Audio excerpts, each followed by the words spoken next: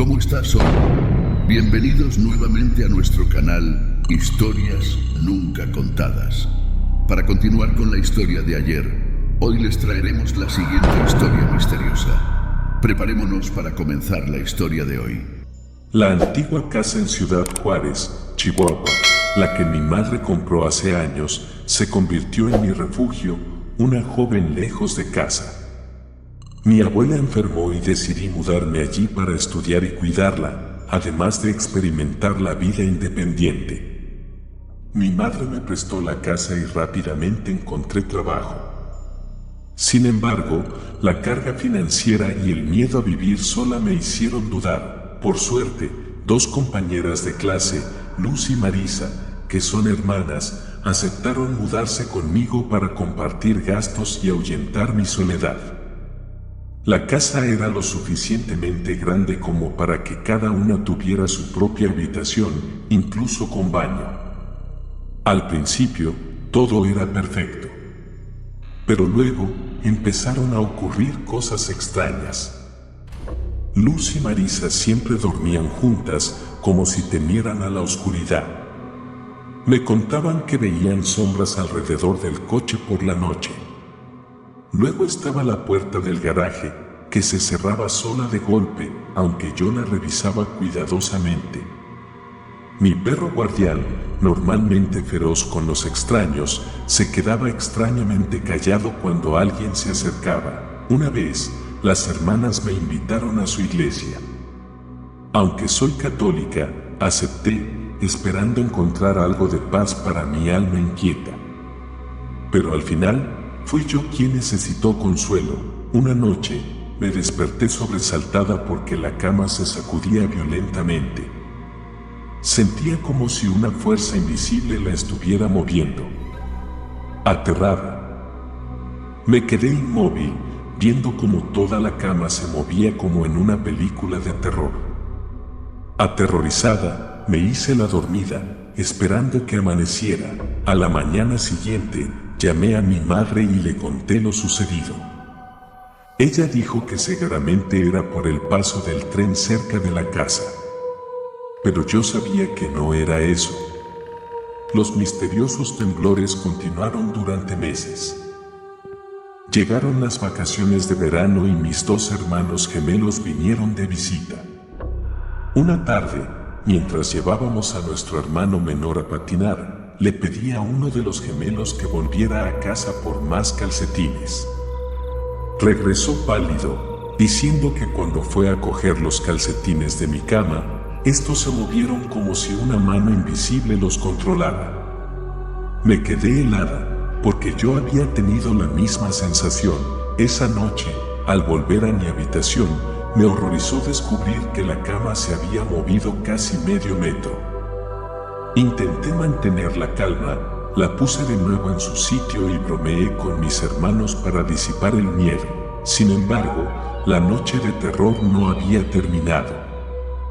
Esa misma noche, escuché el agua correr en el baño de mis hermanos. Pensando que uno de ellos tenía sed, iba a salir a ver qué pasaba. Pero entonces me di cuenta de algo raro, porque para ir a la cocina, tenían que pasar por mi habitación.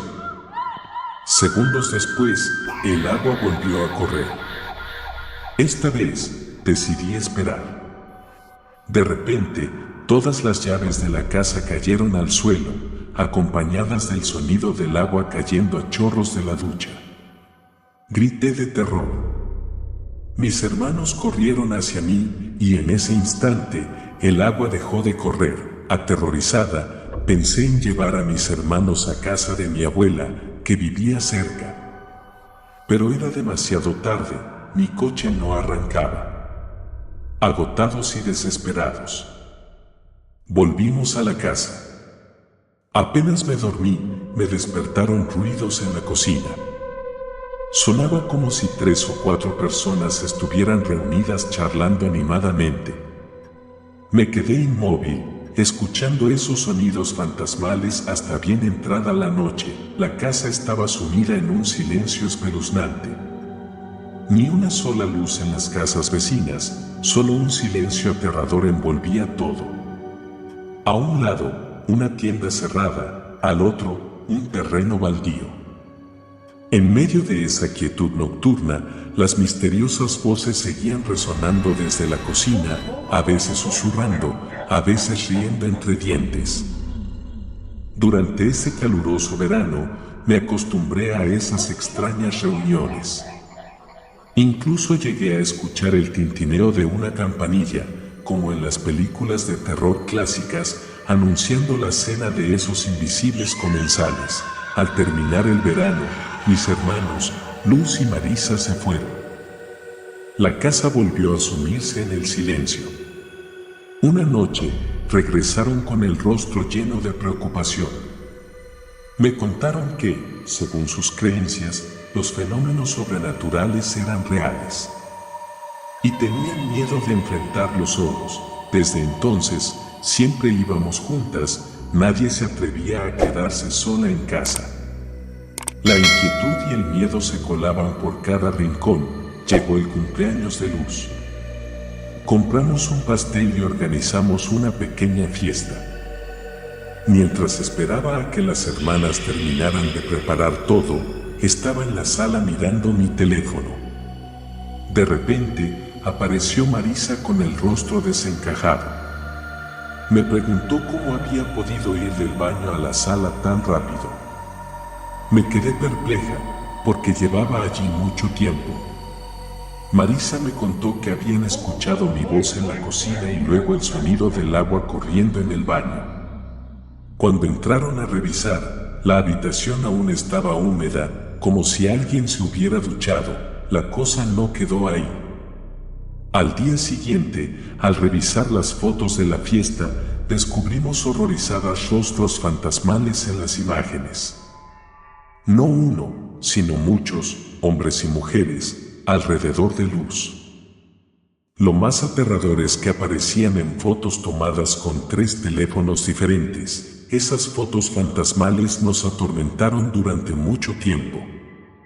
Más tarde, al cambiar de teléfono, perdí la mayoría por accidente. Quizás fue una suerte, porque había oído decir que contar historias de fantasmas puede atraer a fuerzas oscuras.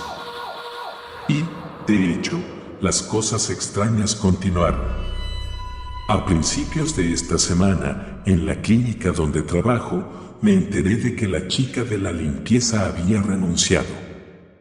Era una persona amable y sencilla. Me contaron que había ido a ver a los terapeutas y les había preguntado si ya había terminado su tratamiento.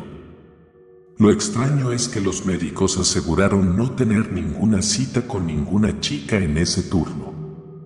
Ese día, la clínica estaba desierta, sin ningún niño. Aún así, la chica insistía en que había una niña esperando en el gimnasio. El incidente la asustó tanto que casi lloró y decidió renunciar. Ahora, cuando llega la hora de cerrar la clínica, todos nos vamos corriendo.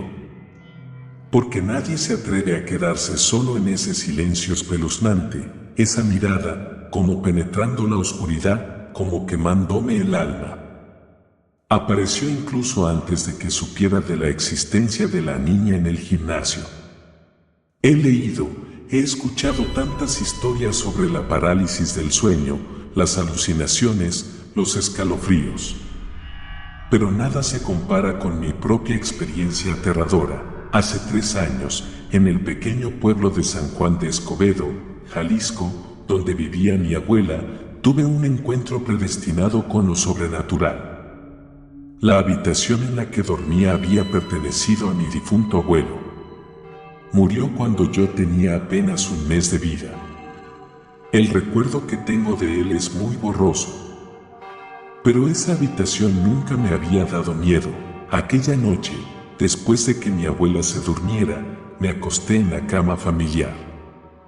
La única luz que iluminaba la habitación provenía de una serie de luces de colores que parpadeaban alrededor de 2 imágenes religiosas.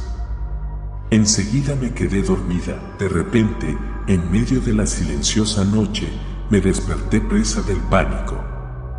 Mi cuerpo estaba paralizado, incapaz de moverse. La parálisis del sueño no me era desconocida, pero nunca la había experimentado con tanto terror. Forcejeé para abrir los ojos y entonces una sombra alta y oscura apareció ante mí. Su rostro se ocultaba en las tinieblas, pero podía sentir su mirada fría y penetrante fija en mí. Las luces parpadeantes del fondo hacían que la figura pareciera aún más espectral. Intenté liberarme, intenté rezar, pero fue inútil. Sorprendentemente, no podía recordar ni una sola oración. El miedo extremo me hizo llorar. De pronto, la parálisis empezó a desaparecer. Me levanté de golpe, con el corazón latiéndome con fuerza. Sin atreverme a mirar atrás, salí corriendo de la habitación hacia la de mi abuela. Por suerte, seguía durmiendo plácidamente. La cocina estaba ordenada, sin ningún signo de nada inusual. A la mañana siguiente, le conté lo sucedido a mi tío. Se rió y dijo que seguramente había visto a una conocida. La conocida a la que se refería era su exmujer, que había dormido en esa habitación. Me contó que ella solía oír susurros, golpes en la pared, conversaciones y otros sonidos extraños provenientes de la casa de al lado. No tengas miedo, hija. No era tu abuelo. Solo quería verte. Murió cuando eras muy pequeña, nunca llegó a conocerte, me dijo mi tío. Sus palabras me tranquilizaron un poco. Creí que el hombre en la sombra era mi abuelo, que siempre me había querido y cuidado. En los días siguientes, seguí escuchando ruidos extraños, pero no volví a ver la sombra. Hasta hace poco. Mi idea sobre mi abuelo ha cambiado. El rostro del hombre en la sombra no se parece en nada al de mi abuelo en las fotos. Recuerdo las historias que me has contado sobre entidades espectrales con apariencias similares. ¿Qué fue lo que vi aquella noche? Esa pregunta me sigue atormentando hasta el día de hoy. El camino de tierra se extendía en la oscuridad, apenas iluminado por la tenue luz de una lámpara de noche a lo lejos. Mi padre caminaba en medio del silencio nocturno, cuando de repente escuchó que alguien lo llamaba por su nombre. Se giró bruscamente, pero no vio a nadie. Intrigado, continuó caminando. Unos pasos más adelante, la voz volvió a llamarlo, esta vez más clara y firme. Mi padre se detuvo a escuchar, pero a su alrededor solo había un silencio aterrador.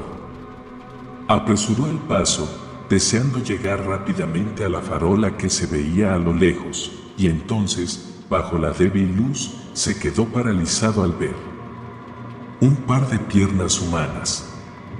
Las piernas calzaban zapatos y vestían pantalones negros, flotando en el aire, sin cuerpo ni cabeza. Aterrorizado, mi padre echó a correr. Al encontrarse con un lechero en el camino, le contó lo sucedido, con la voz entrecortada. El lechero, tras escucharlo, no pareció sorprendido. Con calma le dijo, no te preocupes, esas cosas pasan a veces por aquí. La historia de mi padre me recordó una leyenda escalofriante de mi Yucatán natal, sobre perros que hablan. Cuenta la leyenda que una mujer soltera vivía con su bebé y un perro. La joven madre a menudo descargaba su frustración en el perro, regañándolo por ser inútil y solo comer y dormir. Un día, mientras el bebé lloraba, la madre volvió a reprender al perro. Tú solo sabes estar ahí tumbado. ¿Por qué no me ayudas a cuidar al niño? Dicho esto, se apresuró a ir al pozo a por agua. De regreso, escuchó la familiar canción de cuna que solía cantarle a su hijo. Al entrar en la casa, se quedó petrificada al ver al perro de pie sobre sus patas traseras, meciendo la hamaca donde dormía el bebé. Aterrada, la madre se desplomó en el suelo, sufrió un infarto y murió. Se dice que el perro huyó corriendo sobre sus dos patas tras la muerte de su dueña. Algunos afirman haberlo visto. Otros dicen que solo son rumores, que el perro seguía durmiendo bajo la hamaca cuando llegaron. Esa leyenda siempre me ha inquietado, porque mi abuelo y mi padrastro, experimentados pescadores, también contaban historias parecidas. Mi abuelo contaba que, una mañana temprano, mientras se preparaba para ir a pescar, escuchó a dos hombres conversando frente a su casa. Hablaban de que los habían dejado sin comer y los habían echado. Intrigado, entreabrió la puerta y solo vio a dos perros sentados allí. Mi padrastro también solía oír susurros afuera de su casa cada mañana. Un día decidió espiar y descubrió que eran sus dos perros charlando. Sé que algunas historias pueden ser solo rumores. Pero en Yucatán, mucha gente cree que los perros realmente pueden hablar. Y eso me da escalofríos cada vez que cae la noche.